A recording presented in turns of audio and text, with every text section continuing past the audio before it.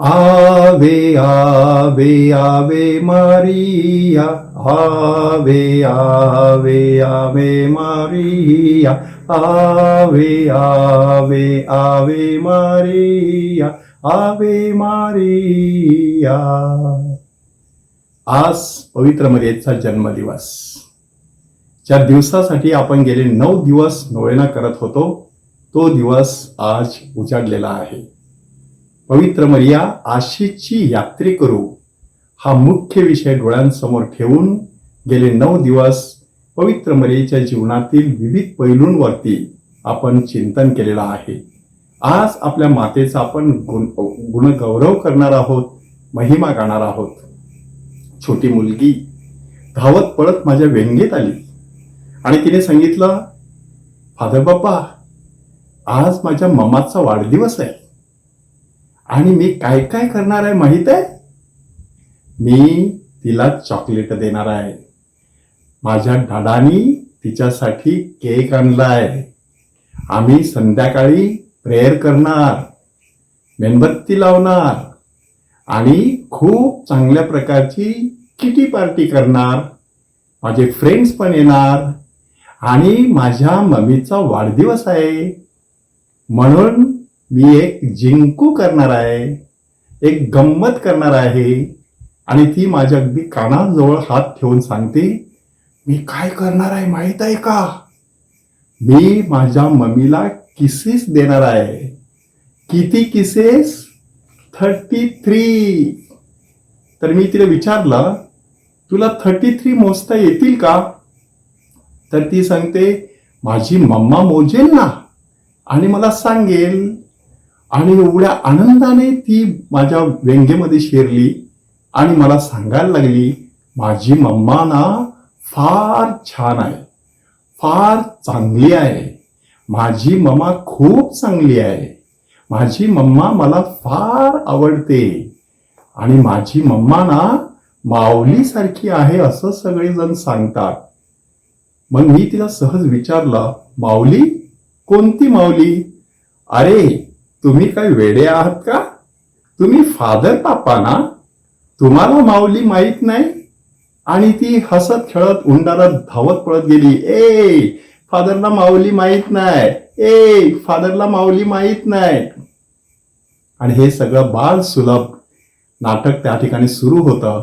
मी सहज विचार केला, छोटीशी बालिका आपल्या आईचा वाढदिवस आहे म्हणून केवढी फुललेली खुललेली, केवढी मनामध्ये विचार करत होती, माझ्या आईसाठी, माझ्या मम्मासाठी मी काय करावं. आणि दुःखाची गोष्ट म्हणजे त्याच आठवड्यामध्ये त्या बाईला ब्रेस्ट कॅन्सर असल्याचं दिसून आलं. आणि सहजासहजी ब्रेस्ट कॅन्सर असल्यानंतर माणूस मरत नाही, परंतु दुसरे काही विकार सुद्धा जडलेले. आणि 1 वर्षाच्या आत ती बाई बिचारी मरण पावली. जेव्हा जेव्हा मी ह्या मुलीला देवळात बघतो तेव्हा मला खरंच तिचं कौतुक करावंसं वाटतं. एकदा येऊन ती मला बोलली सुद्धा, फादर, मी लहान होते त्यावेळेला माझी आई मरण पावली, परंतु मला खूप मोठा आधार माऊलीचा वाटतो. कारण माझे सर्व लोक सांगायचे, तुझी आई माऊलीसारखी होती. मग मी माऊलीकडे यायची आणि माऊलीकडे प्रार्थना करायची. मला खूप ही माऊली आवडते. आणि न चुकता दरवर्षी ही मुलगी माऊलीचा पूर्ण नवेना करते.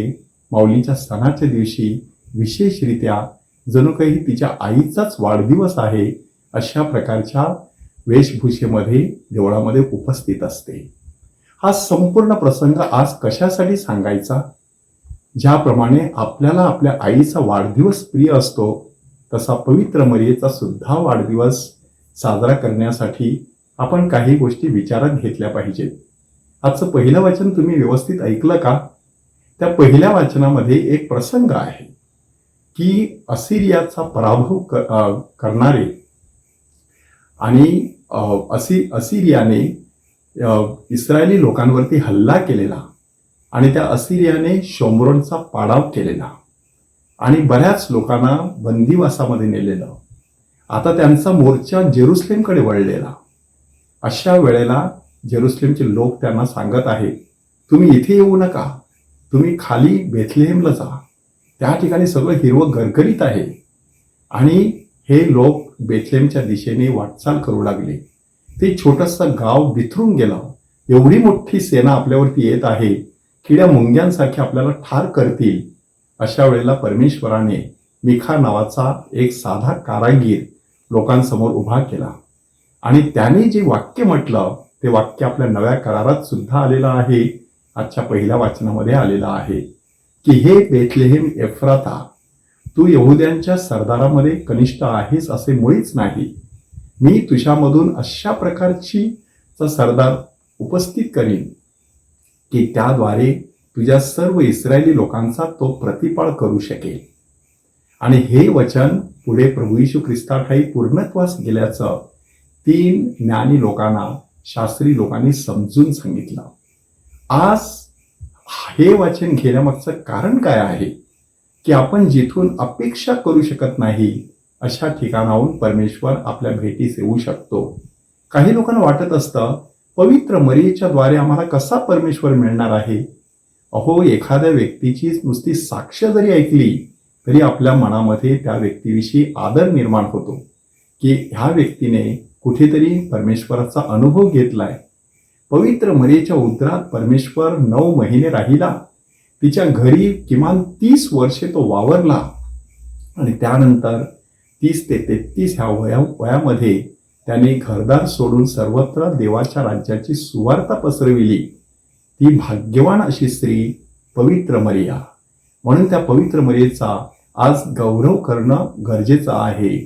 Namo Namo Namo Maria, Namo Namo Namo Maria.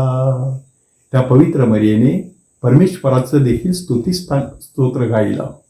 त्या पवित्र मरियेने देवदूताचा अनुभव घेतला. त्या पवित्र मरियेने पवित्र आत्म्याचा स्पर्श अनुभवला. त्या पवित्र मरियेने अलिशिबेच्या घरी भेट देऊन तिची सेवा केली. त्या पवित्र मरियेने येशू हे नाव पहिल्यांदाच ऐकलं. त्याच पवित्र मरियेने येशू बाळाच्या मुखाचं पहिल्यांदा दर्शन घेतलं. त्याच पवित्र मरियेने मेंढपाळाकडून आणि राजांकडून आपल्या बाळाची महती ऐकली. तिला देखील आपण नमस्कार करायला नको का? आवे आवे आवे मारिया, आवे आवे आवे मारिया.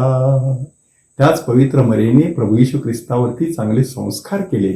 मग ती सुनता असो, समर्पण असो की वल्हांडण सणाच्या निमित्ताने बाळाला मंदिरामध्ये घेऊन जाणं असो किंवा त्याच्या प्रेषित कार्याच्या वेळेला त्याला भेट देणं असो किंवा क्रूसाच्या पायथ्याशी उभं राहणं असो, त्या पवित्र मरियेने आपला तारणारा प्रभू येशू ख्रिस्त ह्याच्या बरोबर परमेश्वराची तारण योजना पूर्णत्वास नेली.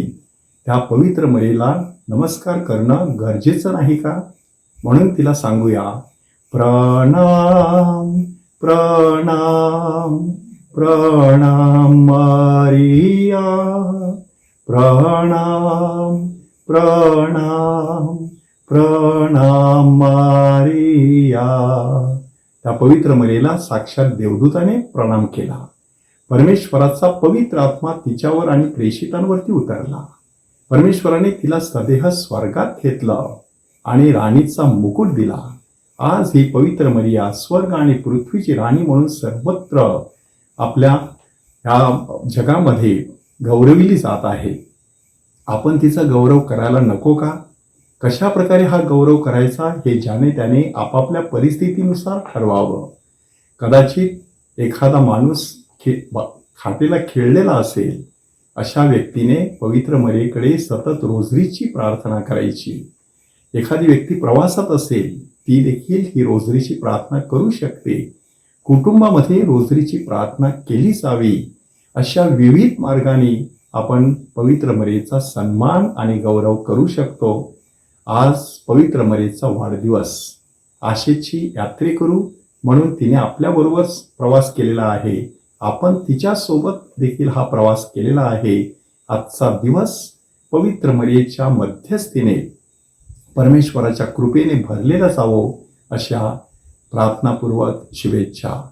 Happy feast of mother Mary's birthday. May God bless you. आवे मरिया, आवे मरिया, आवे मरिया.